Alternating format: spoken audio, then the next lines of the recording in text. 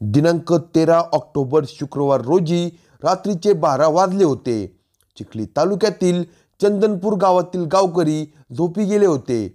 भागवत इंगळे हे शेतकरी मात्र शेतात रात्रीची वीज आल्याने शेतातील मोटार पंप चालू करण्यासाठी बॅटरी घेऊन शेताकडे निघाले. सोयाबीन काढण्यासाठी पुण्यावरून आलेल्या 3 परप्रांतीय मजुरांना त्यांनी सकाळी राहायला घर दिले होते. त्या घराचा दरवाजा उघडा दिसला. इतक्या उशिरा दरवाजा उघडा कसा म्हणून इंगळे यांनी त्या मजुरांना आवाज दिला, पण कोणताच प्रतिसाद मिळाला नाही. त्यामुळे त्यांनी घराचा दरवाजा आत ढकलला.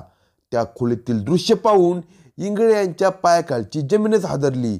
सकाळी सोयाबीन काढण्यासाठी आलेली तरुणी मृत अवस्थेत जमिनीवर पडली होती, तर तिच्यासोबत आलेला तिचा नवरा आणि एक सहकारी मात्र गायब होता. इंगळे यांनी त्वरित पोलीस पाटलांना कळवले. पोलीस पाटलांनी खात्री केल्यावर अंडेरा पोलिसांना या घटनेची माहिती दिली. घटनेचे गांभीर्य लक्षात घेता अंडेरा पोलीस ठाण्याचे पोलीस अधिकारी घटनास्थळी दाखल झाले. फिंगरप्रिंट एक्सपर्ट व श्वान पथक घटनास्थळी पाचारण करण्यात आले. पोलिसांनी घटनास्थळाचा पंचनामा व इतर कायदेशीर सर्व सोपस्कार पूर्ण केले. मृतदेह पोस्टमॉर्टमसाठी चिखली येथे पाठवला. एका परप्रांतीय मुलीची हत्या झाल्याने एकच खळबळ निर्माण झाली होती. अनेक प्रश्नही निर्माण झाले होते. त्या मुलीची हत्या का केली असावी याबाबत तर्क वितर्क लावले जात होते. पळून गेलेल्या त्या दोघांनीच त्या मुलीचा खून केल्याचे स्पष्ट झाले होते. त्यांनी सकाळी गावात आल्यावर इंगळे यांना त्या मुलीचे नाव अंजली, तर तिच्यासोबतच्या एका तरुणाचे नाव रजत, तर दुसऱ्याचे नाव छोटू असल्याचे सांगितले होते. रजत आणि अंजली हे दोघे नवरा बायको होते, तर एक सहकारी असल्याचे सांगितले होते. मुलीच्या मृतदेहाजवळ मात्र ओळखीचा कोणताही पुरावा पोलिसांना मिळाला नाही. पळून गेलेल्या त्या युवकांचे आधार, मतदान आणि मोबाईल नंबर कोणाकडे नसल्याने पोलिसांच्या तपासाची गुंतागुंत वाढत होती. रात्रीपासूनच घटनास्थळी ठाण मांडून असलेले पोलीस अधिकारी यांनी गुन्हा दाखल केला. फिर्यादी भागवत इंगळे यांच्या पुणे येथे असलेल्या गावातील युवकाच्या माध्यमातून ते तिघे परप्रांतीय चंदनपूरला सोयाबीन काढण्यासाठी आले होते. या माहितीवरून पोलिसांनी पुणे येथील त्या युवकास संपर्क केला. त्याच्या ओळखीच्या इतर मजुरांच्या माध्यमातून गायब झालेल्या युवकांचा मोबाईल नंबर मिळवला. तो नंबर डायल केला असता तो बंद येत होता. त्यामुळे पोलिसांच्या पदरी निराशाच पडली असली तरी आधुनिक तंत्रज्ञानाची मदत घेतली असता पोलिसांना रजत व छोटू हे दोघे संभाजीनगर येथून पुणे येथून रेल्वेने अहमदाबाद येथे जात असल्याचे समजले. कल्याण पोलिसांच्या मदतीने 15 ऑक्टोबर रोजी पोलिसांनी दोघांचेही मानगूट पकडले. दोन्ही संशयित आरोपी ताब्यात आल्यावर त्या मुलीचा खून का केला असावा याचा उलगडा होणार होता. त्या दोघांची नावे अलीउद्दीन मिया रहमान वय 21 आणि झाकीर अलदाई वय 21 असल्याचे स्पष्ट झाले. संशयित आरोपींना चिखली न्यायालयासमोर उभे केले असता त्यांना 25 ऑक्टोबरपर्यंत पोलीस कोठडी मिळाली. पोलिसांनी त्या दोघांकडे कसून चौकशी केली तेव्हा त्या दोघांनी एक धक्कादायक माहिती पोलिसांना दिली. ती माहिती ऐकून पोलिसांच्या तळपायाची आग मस्तकात गेली. त्या दोघांनी त्या तरुणीचा खून का केला असेल या व्हिडिओमध्ये सविस्तर पाहू. जर चॅनलवर नवीन असाल तर कलम 302 या मराठी चॅनलला लगेच सबस्क्राईब करा. पश्चिम बंगालमध्ये झाकीर अलदाई वय 21 हा तरुण राहत होता. त्याचे वय अवघे 21 असले तरी तो विवाहित होता. या विवाहित तरुणाचे गावातील 16 वर्षीय अपेक्षा या युवतीवर जीव जाडला होता. त्या मुलीनेही त्याला अपेक्षित प्रतिसाद दिला. दोघांची प्रेमकहाणी सुरू झाली.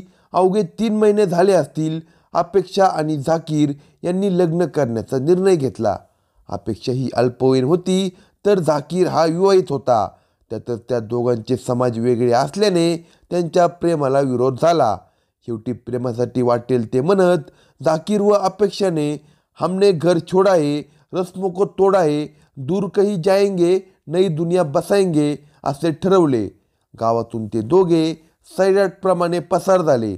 झाकीरने सोबत त्याच्या बहिणीचा दीर अलाउद्दीन मिया रहमान वय 21 याला सोबत घेतले होते. ते तिघेही 4 सप्टेंबर रोजी गावातून पळाले. 7 सप्टेंबर रोजी त्यांनी पुणे गाठले. पुणे येथे त्यांच्या गावातील बरेच मजूर कन्स्ट्रक्शनच्या कामासाठी आले होते.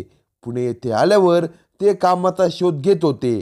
तेव्हा चंदनपूर येथील भगवान इंगळे यांच्या गावातील युवकाने पश्चिम बंगालच्या मजुरांना गावाकडे थ्रेशरवर मजुरांचे सोयाबीन काढण्याचा प्रस्ताव दिला. तेव्हा गावातील मजुरांनी नसती उठा ठेव नवो म्हणून गावातून पळून आलेल्या त्या तिघांना चंदनपूरला पाठवले. अपेक्षा, जाकीर व अलाउद्दीन हे 23 ऑक्टोबर रोजी सकाळी चंदनपूरला पोहोचले. सोयाबीन काढण्यासाठी मजूर सापडत नसल्याने परप्रांतीय मजूर आल्याने इंगळे यांना आनंद झाला. इंगळे यांनी त्या तिघांची राहण्याची सोय एका खोलीत केली. त्यांनी आपले नावे अंजली, रजत व छोटू असे खोटे सांगितले. इंगळे यांनी रजत व छोटूला मेरा येथील दुकानातून कपडे घेऊन दिले व खर्चासाठी पैसेही दिले. तिकडे ते तिघे गावाकडून पळून आल्याने त्यांच्या गावात बोंबाबोंब झाली. अपेक्षाच्या वडिलांनी कुमारगंज येथील पोलीस स्टेशनला तक्रार दाखल केली. पुणे येथील त्यांच्या गावातील मजुरांनीही जाकीर व अलाउद्दीन या दोघांनी अपेक्षाला पळवून आणल्याचे गावात सांगितले. दिनांक 13 ऑक्टोबर रोजी संध्याकाळी 7च्या दरम्यान जाकीरच्या आईचा त्याला त्याच्या मोबाईलवर कॉल आला. मोबाईलवर जाकीरला त्याच्या आईने चांगले झापले. तू विवाहित असून एका मुलीला पळवून घेऊन गेलास, हा मोठा गुन्हा आहे. तुझा आणि माझा काहीही संबंध नाही. आमच्या कुटुंबाशी तुझा संबंध नाही. आता तुझे तोंडही गावात दाखवू नको असा इशारा त्याच्या आईने दिला. जाकीरच्या डोक्यातील प्रेमाची हवा क्षणात निघून गेली. तो टेन्शनमध्ये आला. टेन्शन घालवण्यासाठी त्याने दारूचा सहारा घेतला. रात्री 11 वाजण्याच्या दरम्यान दारू पिऊन तो अपेक्षाला शिवीगाळ करू लागला. तुझ्या नादी लागल्याने माझे कुटुंब उद्ध्वस्त झाले. तुझ्यामुळेच मी आता कुठलाच राहिलो नाही. आई वडील माझ्या विरोधात गेले आहेत. त्यापेक्षा तुला संपवतो असे म्हणत तो अपेक्षावर तुटून पडला. जाकीरने अपेक्षाचा गळा आवळला तर अलाउद्दीननेही त्याला साथ दिली. त्या दोन्ही नराधमांपुढे तिचा प्रतिकार कमी पडल्याने काही वेळातच त्या 16 वर्षाच्या मुलीचा मृत्यू झाला. प्रेमाच्या आमिषाने त्या कोवळ्या पोरीने घरदार सोडले. आईवडिलांचा विश्वासघात केला. शेकडो किलोमीटर ती केवळ त्याच्या प्रेमावर विश्वास ठेवून आली. त्याने तिचा महिन्याभरात घात केला. तिचा जीव घेतला. या भागात त्यांना ओळखणारे कुणीच नव्हते. त्यामुळे या खुनाला वाचा फुटणार नाही व पोलीस आपल्याला पकडणार नाही असे त्यांना वाटत होते. याच भ्रमात ते तिथून बाहेर पडले. ते पायी मेरा चौकीपर्यंत गेले. तिथून बसने त्यांनी छत्रपती संभाजीनगर गाठवले. तिथून पुणे आणि तिथून अहमदाबादला जाण्याचा त्यांचा विचार होता. त्यासाठी पुणे अजमेर रेल्वेमध्ये ते बसले. मोबाईल सुरू असल्याने पोलीस आधुनिक तंत्रज्ञानाच्या मदतीने आरोपींपर्यंत पोहोचले. अशाच नवनवीन क्राईम स्टोरी ऐकण्यासाठी कलम 302 या मराठी चॅनेलला सबस्क्राईब करा आणि आपल्या प्रतिक्रिया कमेंट बॉक्समध्ये कळवा.